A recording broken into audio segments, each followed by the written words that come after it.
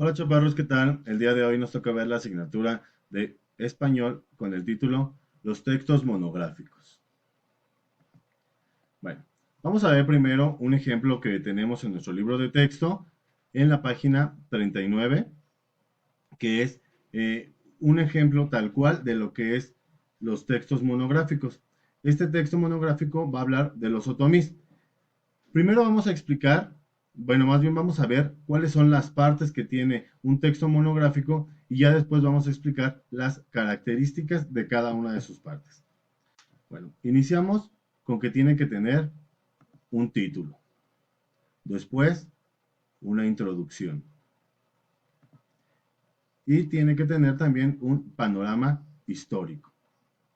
Nos vamos entonces a la página 40 y vemos que va a tener algo muy importante y muy sobresaliente de los textos monográficos, que son subtítulos.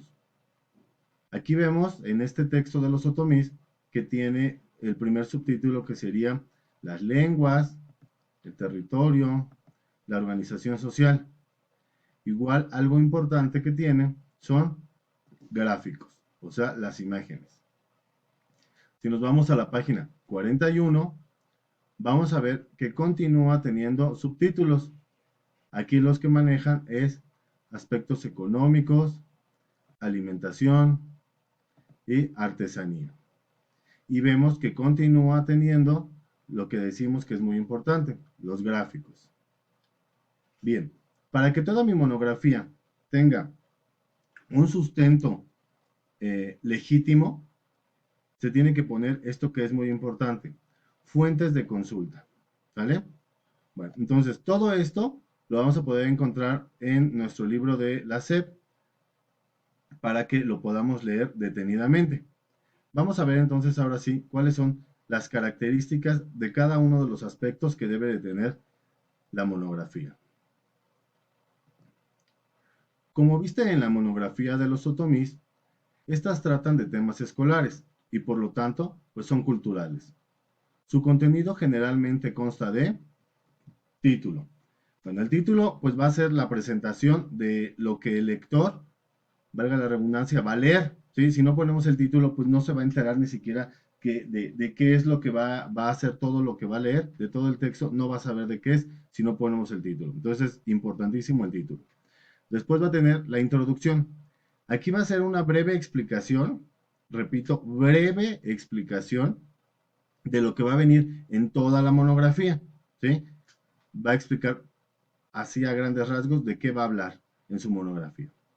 Después, el panorama histórico. En algunos casos, el tema que vayamos a tratar es tan antiguo que sí necesita ponerse el panorama histórico que se refiere a la parte vieja, donde vamos a poner en qué año pasó, por qué inició, cuáles eran las características porque sucedió hace muchísimos años. Entonces, eso es el panorama histórico. Son pequeñas fechas y lugares que se tienen que poner para que se pueda entender, ahora sí, todo lo demás. Después van los subtítulos. Esta es una de las características de la monografía. O sea, no es un resumen nada más de un tema, sino va desmenuzado parte por parte con ayuda de los subtítulos. Los subtítulos tienen que abarcar un solo aspecto y se tiene que dar toda una explicación de ese aspecto que pongamos en el subtítulo. Después en el siguiente subtítulo igual, solamente se va a tomar un solo aspecto, o sea, no podemos explicar, digamos, el de los otomís que acabamos de ver, no pueden explicar todo junto, porque si no ya no es una monografía. O sea, se rompe con las características que tiene que tener una monografía. Por eso los subtítulos, explicar parte por parte del tema que vayamos a agarrar. Los gráficos. Bueno, se sugiere que en cada subtítulo se escriba el texto y después se ponga algún gráfico. Los gráficos nos van a ayudar muchísimo a entender el tema, ya que conforme lo que está leyendo el lector, lo va a relacionar con la imagen y va a poder entender mejor el tema. Entonces, los gráficos sí son básicos también en los textos monográficos. Y por último, las fuentes de consulta.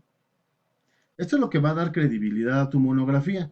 Si tú no le pones las fuentes de consulta, la gente va a creer que todo esto está inventado, porque no va a haber forma de que tú sepas todo lo que tú estás escribiendo en una monografía, así porque sí. O sea, tuviste que haber investigado, ya sea en libros, en internet, o con personas que hayan vivido en ese momento, para que tú puedas escribir toda esa monografía.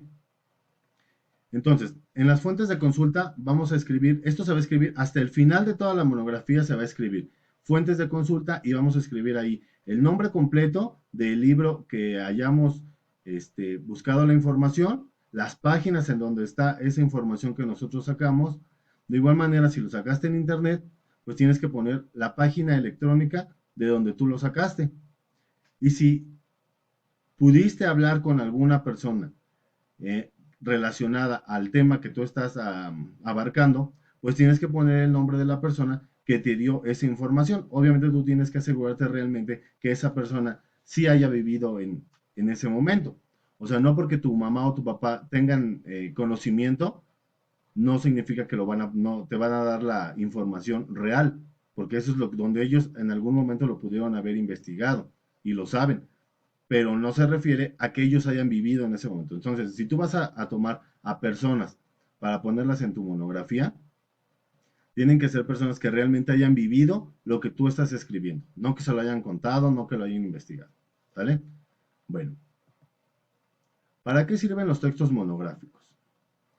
Nos va a servir para separar la información y ordenarla en las partes que sean necesarias.